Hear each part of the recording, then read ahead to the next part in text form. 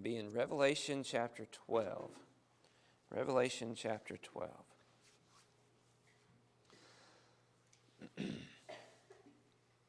This morning we discussed the first half of Revelation, and I kind of did a broad overview look at what all was contained in the book. For those of you who weren't here, I'd like to very quickly kind of summarize, and for those of you who were here, hopefully this will be a refresher for you and kind of a summation of the things that we talked about this morning. I don't want anybody to be completely lost, but I think these things can certainly do us good to be reminded of over and over again. In the first 3 chapters of Revelation, what we saw was Jesus being enthroned, and Jesus taking that throne and using that throne to not just wipe out all of his enemies, but to defeat them and try to help them and to ensure that his people see that he's on the throne, that he is in control. And so he did this by revealing visions to John. And essentially, Revelation is just a number of visions that are given to John. The first of which is the vision of the 7 lampstands. You have Jesus walking in the midst of 7 lampstands with 7 stars in his right hand.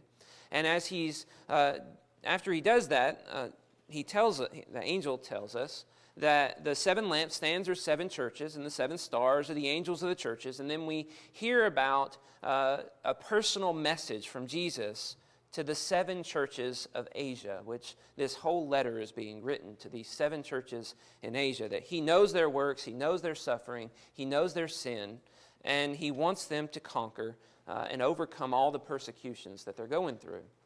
Then we looked at the large section of chapter 4 all the way through chapter 11, and we saw the visions of the Lamb being enthroned. It was a lion at first, but then as John looked at the lion, it was a lamb. And that lamb was given the ability to open the scroll that was by the throne of God and break all of its seals. And we saw it doing that, opening the seals and breaking that and being given through that all kinds of power and authority. And he uses that to comfort the martyrs and to comfort God's people who are suffering at the hands of the wicked around them. The 7th seal brings about a partial judgment that is seen through 7 trumpets. Remember, we talked about there's a toy within a toy, kind of a picture of the 7th seal is broken, and then there's 7 trumpets as a part of the 7th seal. And every trumpet brings a judgment against the earth, but it's always this partial judgment against the earth. And then John is told what the seal says, and we don't really know, but what we do know is the time is up. It's now the time for all the mysteries that the prophets had foretold to come to fruition. Daniel would be fulfilled. And we talked a good bit about Daniel because the visions of Daniel show that during the reign of Rome, Jesus was going to establish his kingdom. And that is a major point in Revelation, that all those things that were prophesied, that the Jews were looking forward to and longing after, were going to come through in Jesus. And we actually see that take place in visions of heaven. Then he shows us a vision of 2 witnesses in Jerusalem. And like most witnesses and prophets in Jerusalem, they die. And Jerusalem wasn't too upset about it. But then they're resurrected and they're taken up to be with God. And part of Jerusalem is destroyed. And then finally we get the 7th trumpet sounding. And the statement that all the kingdoms of earth belong to Jesus. At the very end of chapter 11, it says, God's temple was opened and the Ark of the Covenant was seen within the temple. Now this is interesting because we've not really heard anything about the Ark throughout the Old Testament after Nebuchadnezzar conquers the temple in Jerusalem. So now all of a sudden here's this Ark in Jerusalem, in the New Jerusalem, in heaven.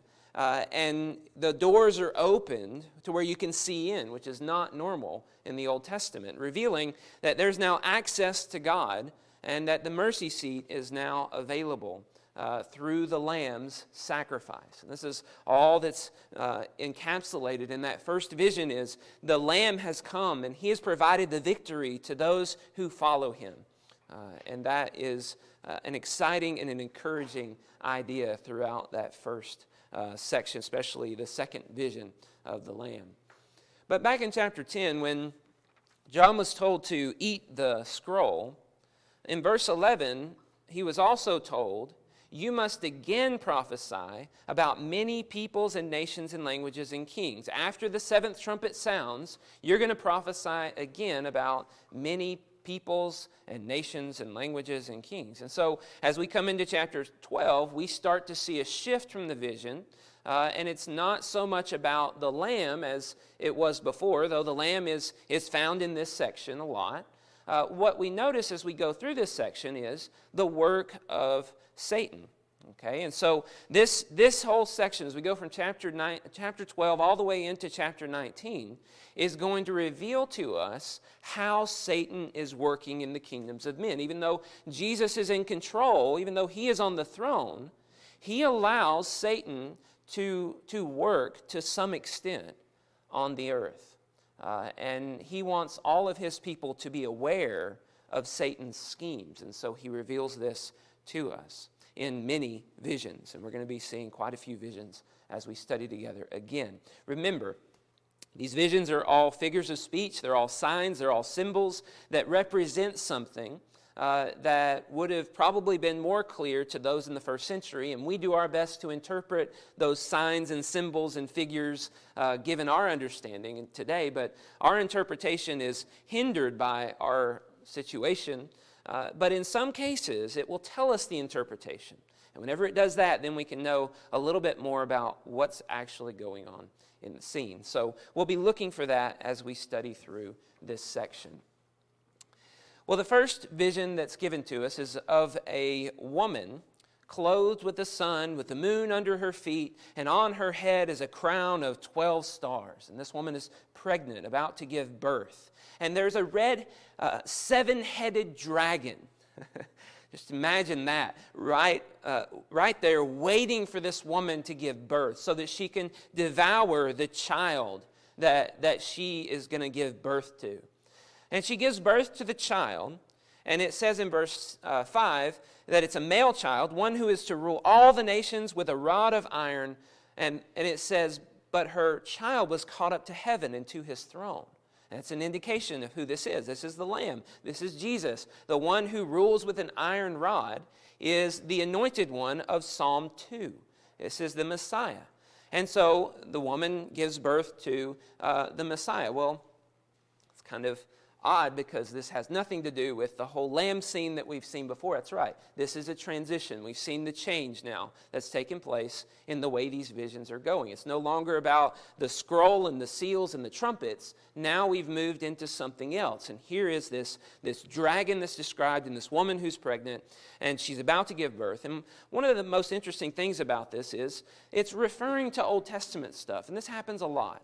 Especially as we go through this section. I'm not going to be able to refer to all the Old Testament stuff and detail all that. I've got a lot of notes and stuff to share if somebody is curious. But one thing that you see in Micah is that Israel is in the pains of birth, waiting for their king to come because they're going without a king for some time. And then there's Jesus. Being foretold, being prophesied. And now here we see in this figure that very thing happening, except we see from this vision that Satan was waiting to devour the child. He was hoping to kill the child.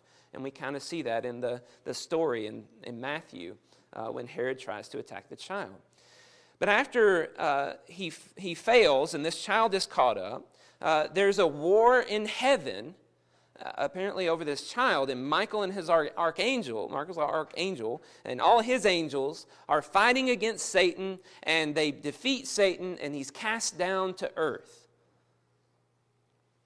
The great dragon is thrown down, the ancient serpent, who is called the devil and Satan, the deceiver of the whole world. That's who the dragon is. It's Satan.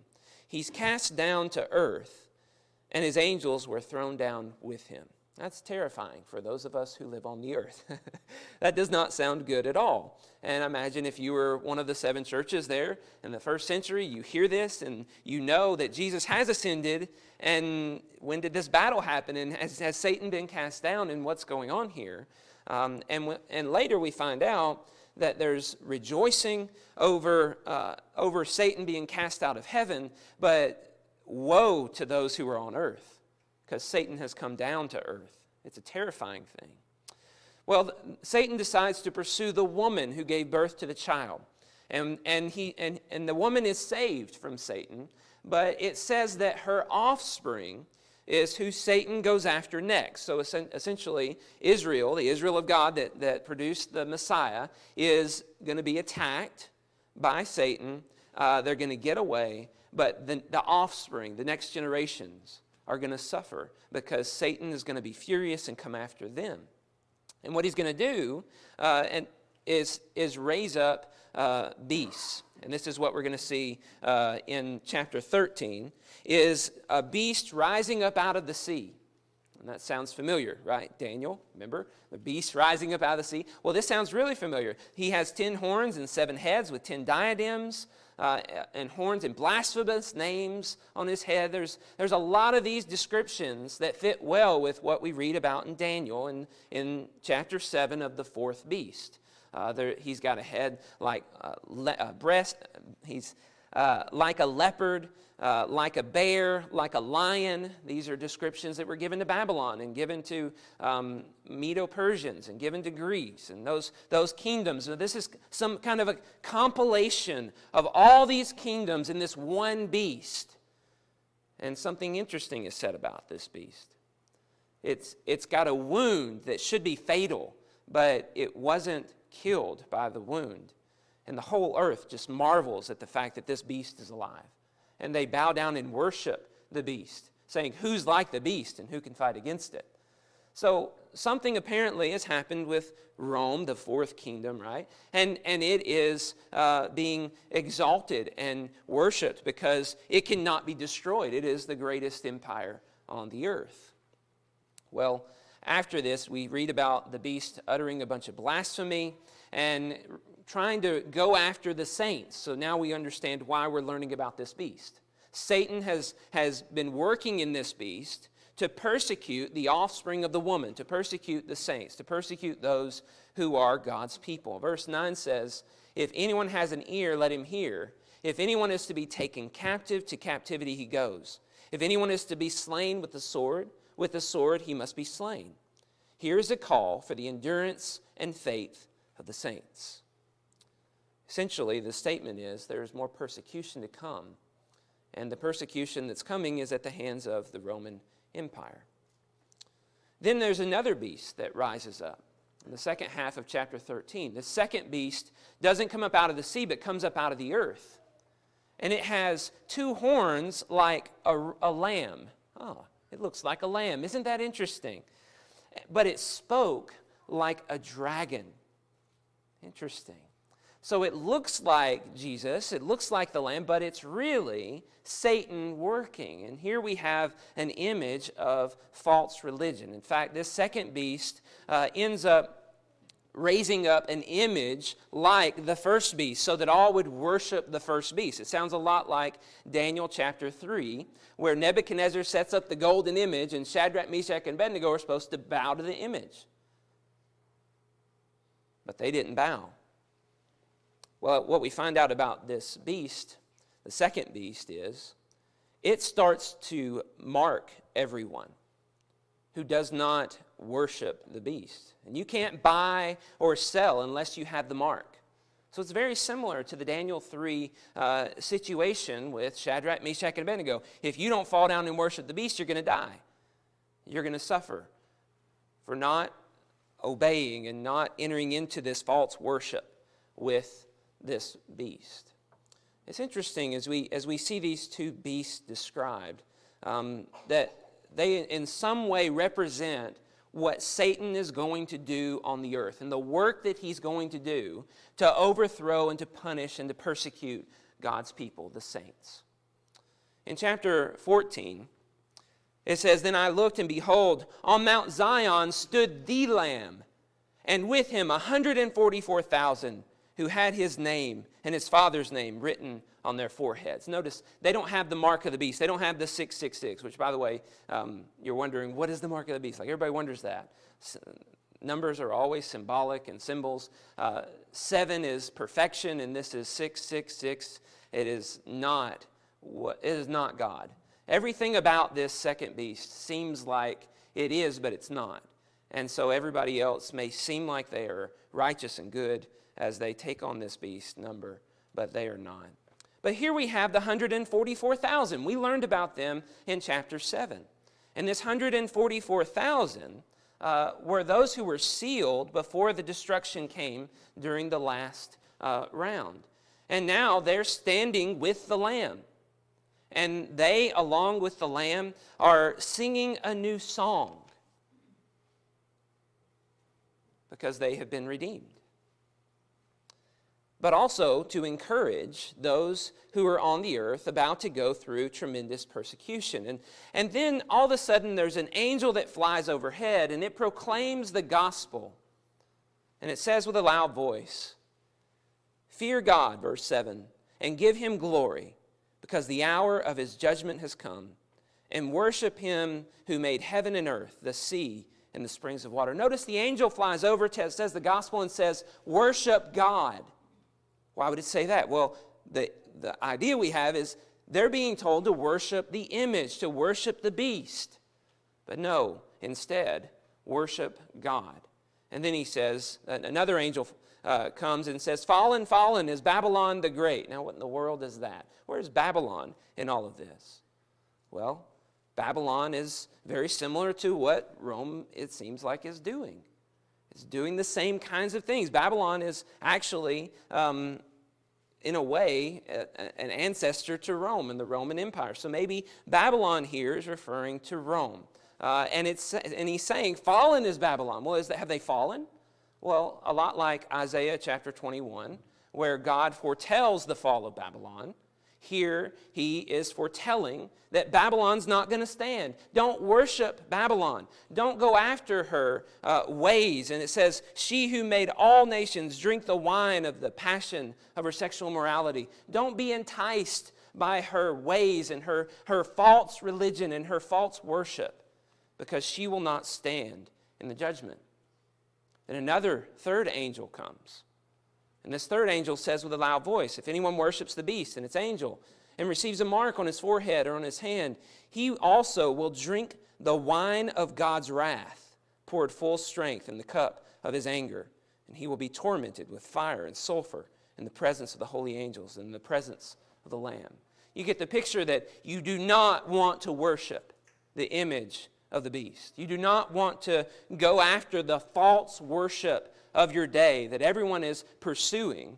You want to stay true to the one true God. Verse 12, here's a call for the endurance of the saints, those who keep the commands of God and their faith in Jesus.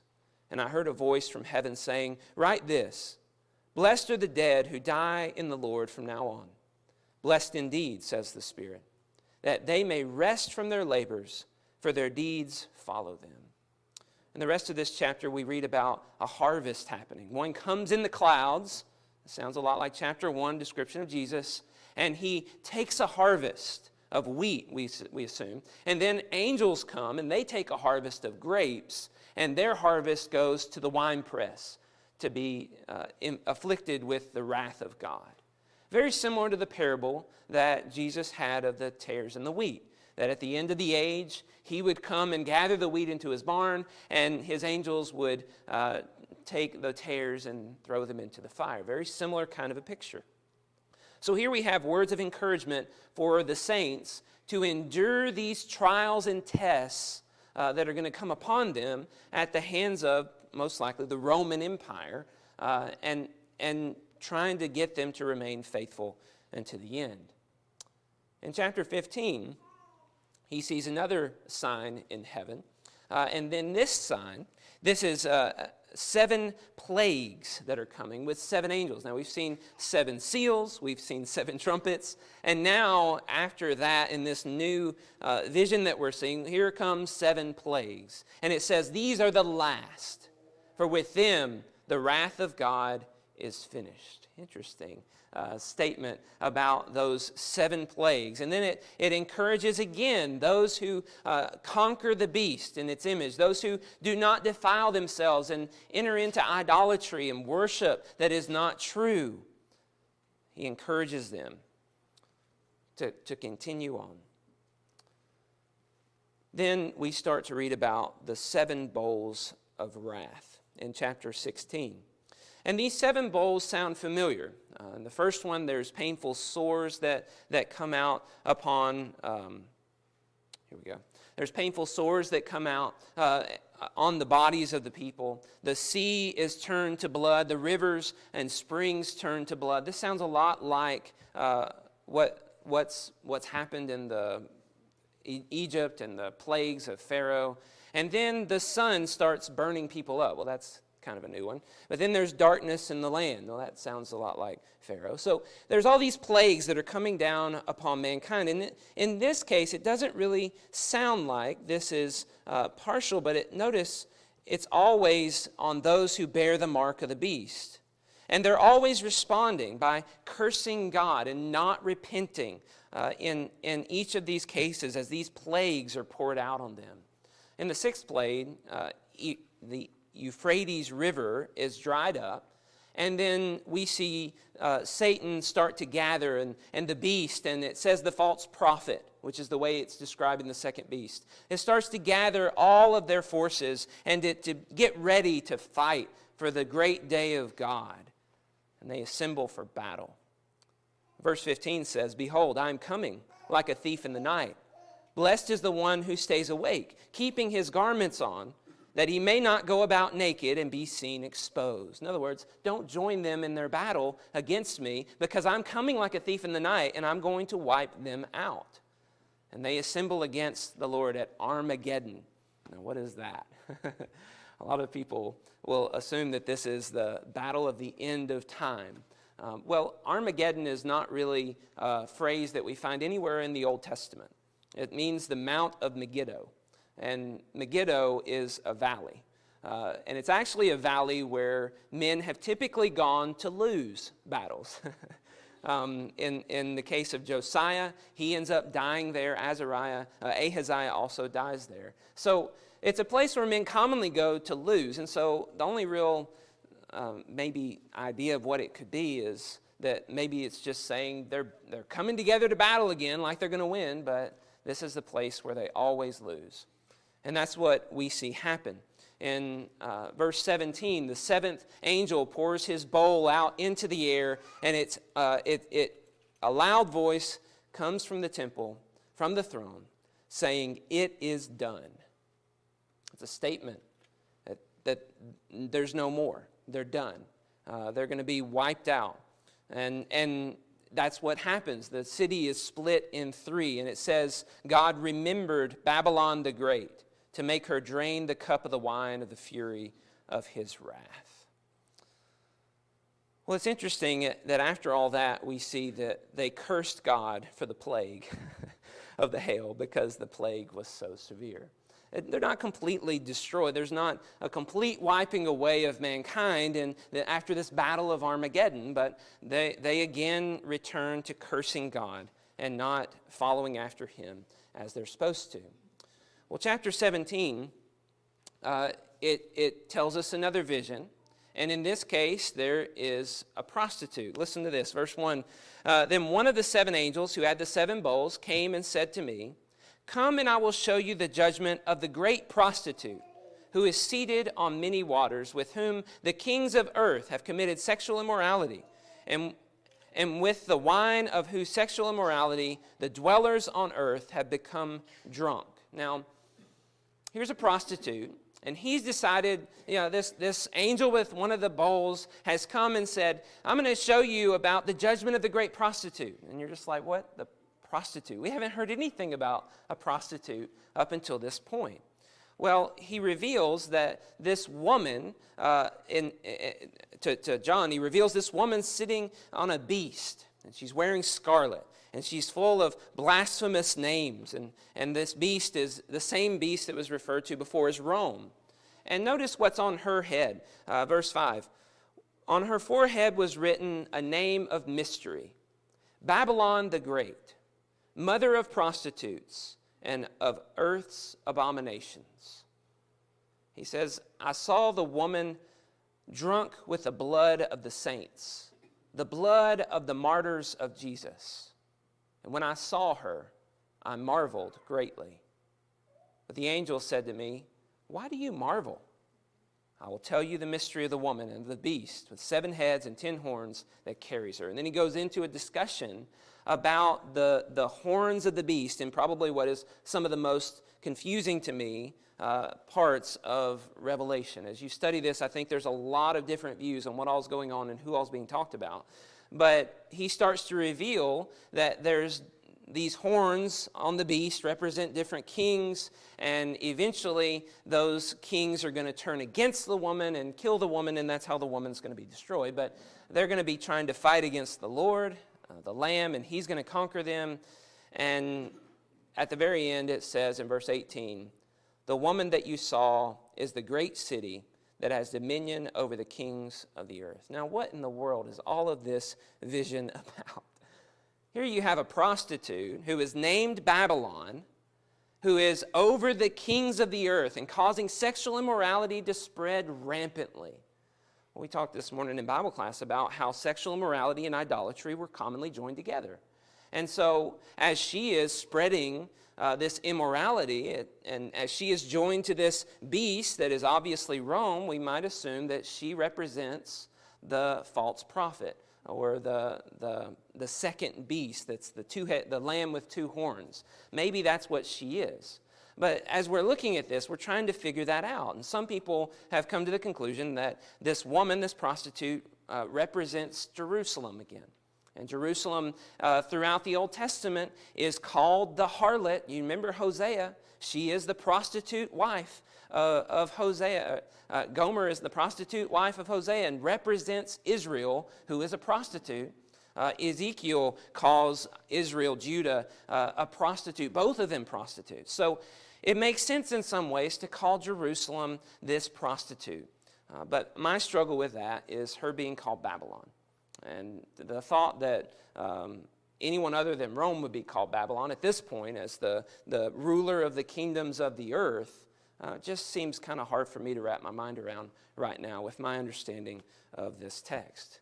But whoever it is, notice that she greatly resembles the false prophet, spreading false religion, spreading sexual immorality, spreading evil, and she's playing a part in making war on the saints. And that's what Jesus wants us to get in our minds, is that Satan is working to deceive and to entice and to tempt the saints on earth to follow after this false religion and to follow after this immorality and to give up on him and to give up on his ways and on being faithful and having faith in his power and his authority as all these things are going on the earth. He will destroy Babylon. He will destroy Rome. He will destroy the kingdoms of earth. He will rule forever and ever on his throne. And they need to find assurance in that. In chapter 18, John sees another angel come down from heaven, having great authority.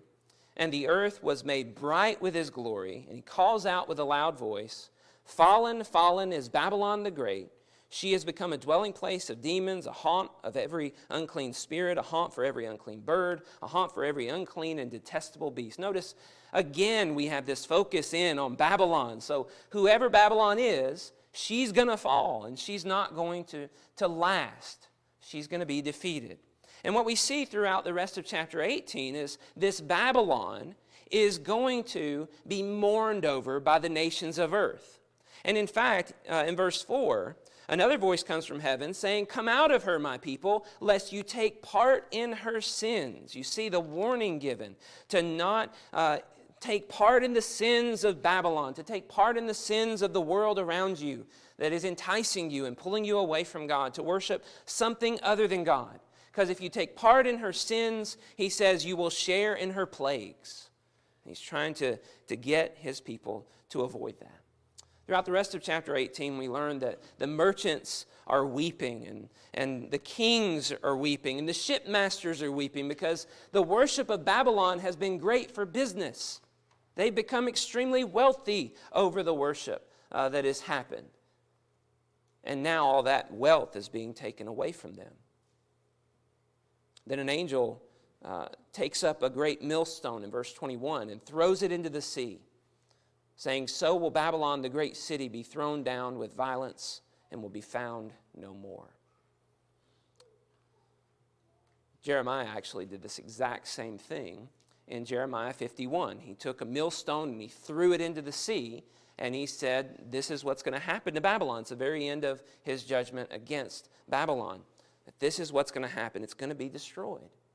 And really, ultimately, it's just a picture that there's no sense in trusting the nations on earth. There's no sense in trusting the men on earth, the governments on earth, to save you and to provide for you and to give you everything that you need in life, because they're all temporary and they will all pass away. There's only one king who endures.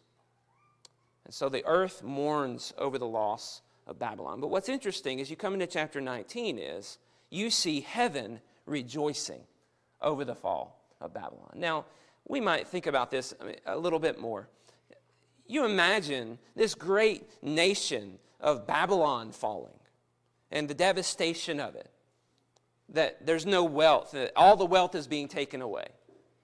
And all the earth. It sounds a lot like Tyre back in Ezekiel 27. You imagine the devastation of losing that and the dark ages of going through great loss in all the earth and loss of rulership and unity in the world. You imagine the struggles and the trials of mankind. But heaven is rejoicing. Because heaven's not really focused on that kind of stuff. You see, Babylon's been blaspheming the name of the Lord. Babylon's been persecuting God's people. And so as these angels are praising the Lord and saying salvation and glory and power belong to our God, they're realizing that the immorality that is spreading because of Babylon makes all of that wealth and prosperity useless. And they want it to all disappear. At the end of this section, in chapter 19, verse 6 and 7, we see them rejoicing over the marriage of the Lamb that has come. Now it seems as though there's going to be a marriage feast. And at the end of this, we see John fall down and worship the angel. And the angel says, "What are you doing?" No, you must not do that. Worship God. And that's just kind of like, wait, what is that all about? You just kind of wonder. But that seems to be the end of this section. And it's interesting that John was told, worship God alone. And he falls down and worships this angel after seeing all of this information about not worshiping the beast, or not worshiping the prostitute, or not worshiping Babylon, or not worshiping the lamb, or whatever, the image of the beast. Here he comes and worships this angel, and he's told not to do that. That takes us to the final visions of the book. In chapter 19, verse 11, we get a battle scene that's revealed to us. And it's again Jesus coming in, but he has a different form, right? He was a lamb, he was a child, and now look at him. Heaven opens, and behold, a white horse, and the one sitting on it is called Faithful and True. And in righteousness he judges and makes war. His eyes are like a flame of fire, and on his head are many diadems. And diadems are like crowns, but they really just mean he has authority, power. And he has a name written that no one knows but himself.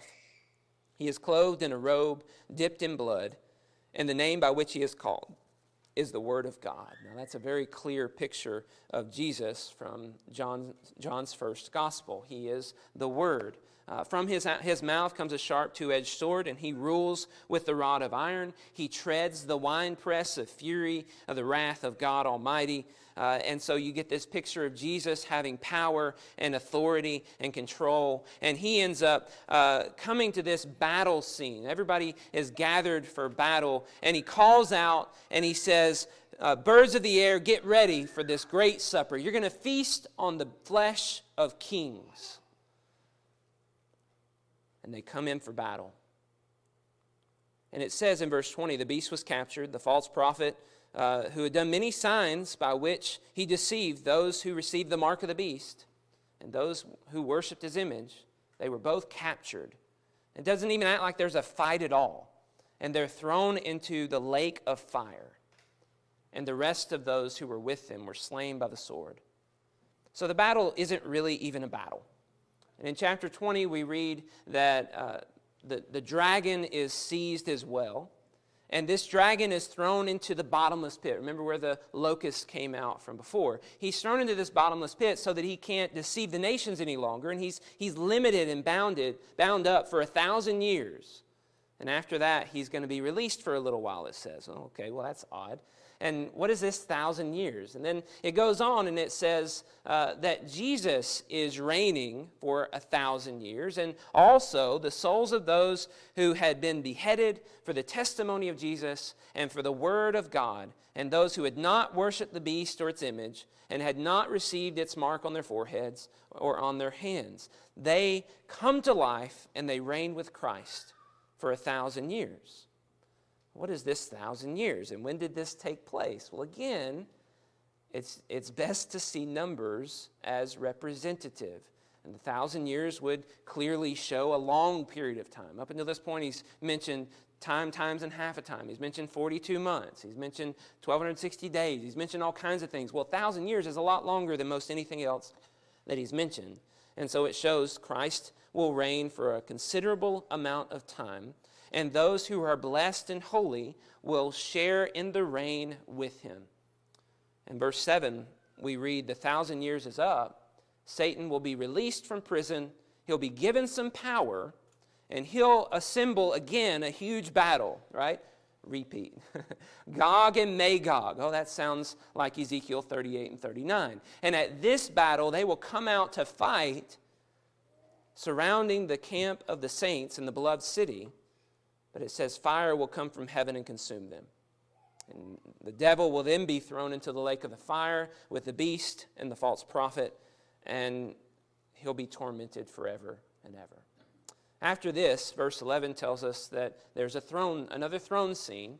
And at this throne scene, we see the dead being judged. And it's very similar to what we saw in Matthew chapter 25. I guess we'll see it here pretty soon, where there's the dead are before him, and he judges all of them based on what they have done. He opens the book of life, and he judges them. And after the judgment is made, death and Hades are thrown into the lake of fire. So no more death, no more Hades, no more Hadean realm.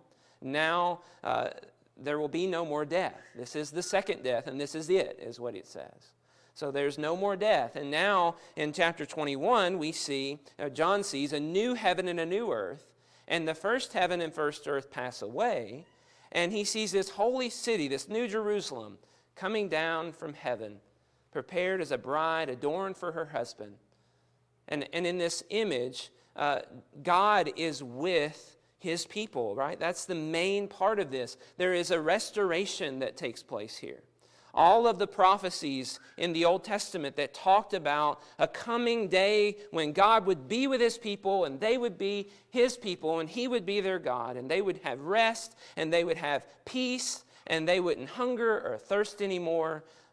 They would eat from the tree of life. They would drink from the spring, the never-ending spring of life.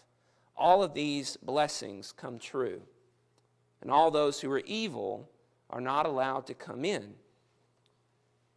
And they live there forever.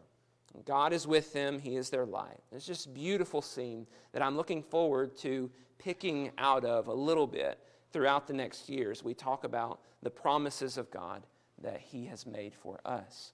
But overall, what you see in this is Eden being restored. You go to the very beginning of the book of the Bible, in the book of Genesis, you have this peaceful garden where man is in relationship with God and everything is great. And then the curse and the fall. No more tree of life. No more fountain of life. The curse is on them. Well, now all that relationship is restored. And never again will anything be accursed.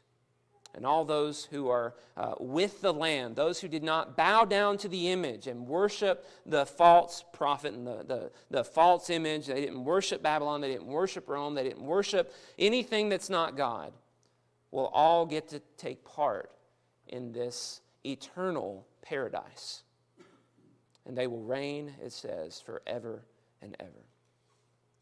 In chapter 22, verse 6, it transitions into out of the visions and back into normal speech. And it talks about the things that have just been revealed to John. Listen to verse 6. It says, "These words are true, and the Lord, the God of the spirits of the prophets, has sent his angel to show his servants what must soon take place." Remember back in chapter 1, we noted that this is not hidden from the people who are receiving it, but this is a revelation to the people who are receiving it of things that must soon take place. So those in the first century are about to experience all of these things that are going on, that the persecution, the suffering, and they need these words to be encouraged. It says, verse 7, "Behold, I am coming soon."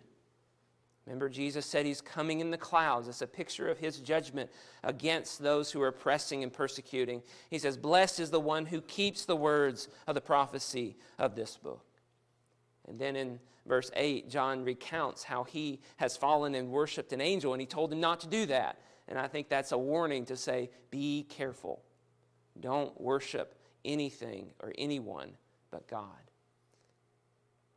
And he says, don't seal up the words of this prophecy. Blessed are the ones who wash their robes so that they have the right to the tree of life and they enter the city by the gates. And there's all these invitations here at the very end. The Spirit and the bride, verse 17, say, "Come." And let the one who hears say, "Come." And let the one who is thirsty come.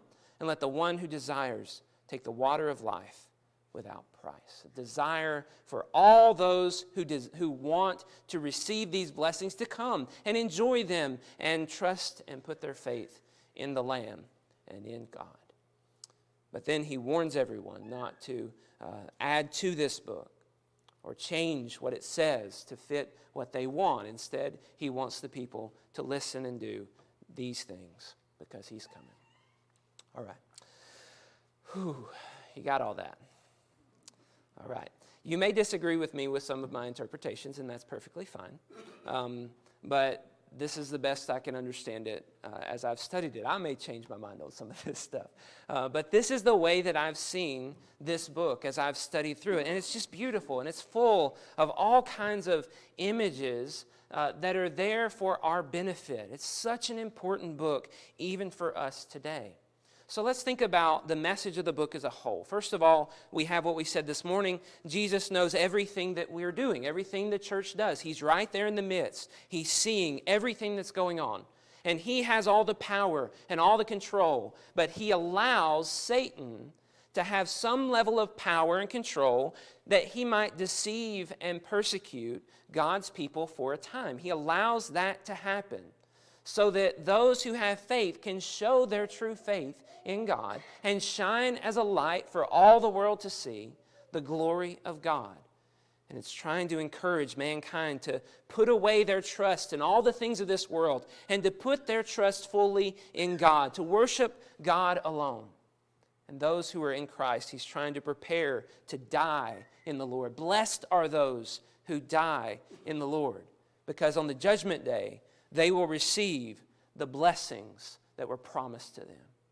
They will receive the blessings that are involved in the New Jerusalem, and they will enjoy those blessings to be with God for all eternity. So he wants them to have faith in the eternal life that is to come after death. So we can apply all of these things to ourselves. As we think about our own lives, what are we worshiping? what are we worshiping? Are we worshiping the government? I mean, the media likes to try to make us worship one side or the other. Are we worshiping the government? Are we pursuing the government as being the source of life for us, protection, security? Are we trusting in the wealth that they offer us? Would we mourn if the government fell, or would we rejoice like those in heaven about the deceitfulness of riches going away? You see that message for us, that it's better for us to suffer than to worship what is false. And that's what God wants us to see and understand in this. Satan is working, has been working, has given some time to work in the kingdoms of earth to bring about a deception and to bring about false worship. And we are not to be deceived by those things, but instead we're to trust in God alone and to worship Him. Now, I struggle with when is the 1,000-year reign. As I've briefly mentioned that, I didn't really talk in depth about that. When is this 1,000-year reign? And I'll tell you my interpretation of it, my understanding of it. I think that the fall of Rome is the conquering, the end of Rome. But I think that Jesus has been put on the throne after He's resurrected. So His reign began there, and it's going to extend for 1,000 years. But 1,000 years is symbolic and representing an unknown amount of time that I have no clue how long that will be. But at some point, there's going to be Satan allowed to come back in and do extreme damage. Now, he's still here. He's still deceiving, and he's been deceiving all along to some extent, but it seems as though he's going to be allowed to do some great damage on the earth, deceiving people into following him to battle against God. But we know what the end will be. He will be destroyed. And so we truly want to be on the right side of history in this. We truly want to be on the side of the Lamb. We want to be on the side of Jesus, on the side of God. We do not want to rage like the rest of the nations are raging. We do not want to be deceived to worship something other than God. We want to just put our trust and our faith fully in Him.